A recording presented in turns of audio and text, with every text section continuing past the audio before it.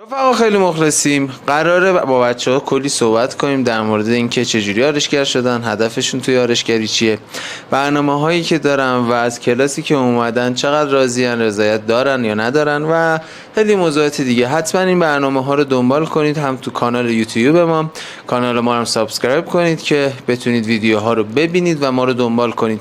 خیلی مخلصیم. اولین سوالی که از دوستمون داریم، چه سالی شروع به کار کردن و هدفشون برای آرایشگری چیه؟ سلام. محکم حبیب. سلام. سال 1398 بود آرایشگری رو شروع کرد. بله.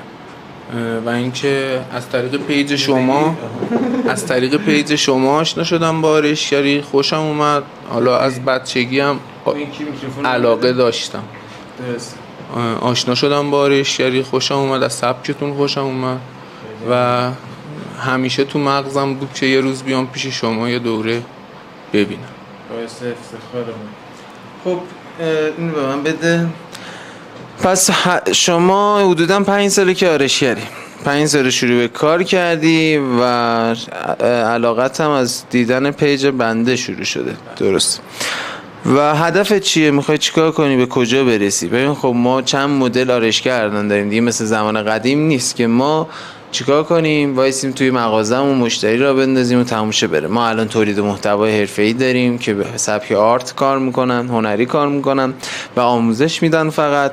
و خدمات داریم که بخش خدمات شما باید به مشتری تو پرزنت کنی، برای مشتریت باشی، زمان تایمیت همه کارتو برای مشتری بذاری. خب باید ببینی تارگتت چیه، هدفت کدومه. میخوای آرتیست چی یا میخوای تو بخش خدمات فعالیت کنی و بخش‌های زیادتری هم داره مخصوصا. حالا آموزش آرتیستی هم همینطور بخش‌های خیلی زیادی داره، ولی باید تارگتت بدونی چیه، هدفت کدومه. ببین علاقت رو در موردش صحبت کن. هدفم آرتیست شدنه و اینکه میخوام یه سالن خفن راه اندازی کنم. راه اندازی کنم هم آفرین. خب آره.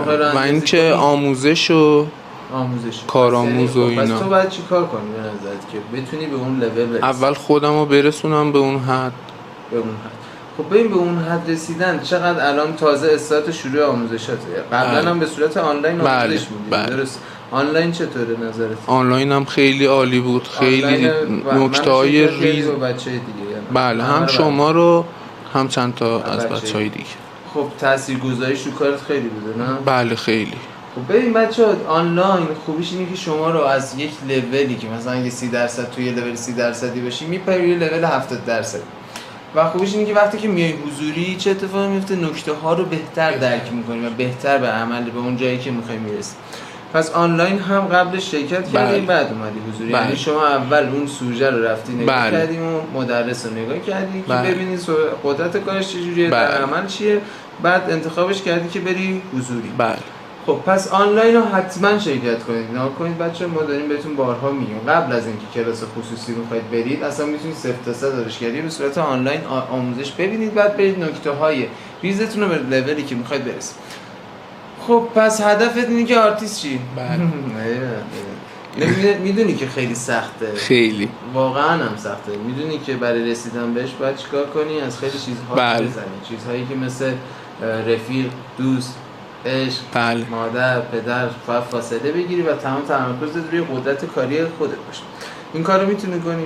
بله دارم انجامش میدم کم کم. پس تمام تارگتت اینه که بشی یک آرتیستی که تو سطح بین‌المللی داره خودش رو نشون میده. به چقدر عالی. مثل ما قراره پارشه. چون ایران دیگه، ایران اگه فضا بازتر بود خب قطعا همه ماها توی لول‌های دیگه حرکت می‌کردیم که فدای سرم. به نظرم چیزی که من میتونم بهت به عنوان یک دوست، به عنوان برادر و استاد کنار بگم اینه که برای این را باید تمام تمرکزت روی کارت باشه و آموزش‌های بیشتری ببینی، یعنی زمان بیشتری بذاری که بتونی اون چیزی که می‌خوای رو پیدا کنی. هم توی یوتیوب میتونید آموزش‌ها رو ببینید، هم میتونید آنلاین ببینید و هم حضوری رفع اشکال کنید. باید شما در هفته 3 روز، چون مشتری هم داری نمیتونی سطح درآمدت رو ببندی یهو که بخوای خودت رو لول بدی بعد بیای برسی مثلا تا اون جایی که دیگه بهت کارآموز بیاد و دیگه شناخته شی. پس باید درآمد هم داشته باشی. شما چه تایمی خلوتی؟ شنبه؟ نه شنبه هم شلوغ‌تره. شنبه شلوغه. بله ولی چون خب اصولا آرایشگرا شنبه تا دوشنبه بله چون همراه جمعه ها ما نیستیم شنبهمون شلوغ میشه. حالا ببین آقا شما برای اینکه بخوای یه کاری و مثلا خدماتی تو بدی بعد 7 صبح در سالنت باز بشه. مغازه یا واحد؟ مغازه. خب مغازه، خب شما یه بیلبورد داری، یه دید داری، مردم دارن رد میشن، شما رو دارن میبینن. وقتی 7 صبح مغازه رو باز میکنی و 7 شب کارتو تموم میکنی، انگار 24 ساعت کار کردی. و این 24 ساعت کار کردن چه تأثیری داره؟ تعداد مشتریات بیشتر میکنه و تمرینت رو بیشتر میشه و توی دید مردم بیشتر هست. اون مغازه‌ای که دارید رنگ ها، دکور، همه چیز سر جاشه. بیلبوردی که دارید از یه بیلبورد شیک استفاده کردی، ساده، مینیمال، از چه فضایی استفاده کردی؟ چون بیلبورد دید توئه، دیدیه که مردم دارن بیرون تو رو نگاه میکنن. این کسی که دامادیشه، عروسیشه میخواد بره برای خدمات عروسیش، تو رو داره بیرون میبینه. چیه داستانش؟ تو بیلبورد تو میبینه، سبک وایسادن تو از بیرون داره نگاه میکنه، بادی لنگویج تو میبینه، هر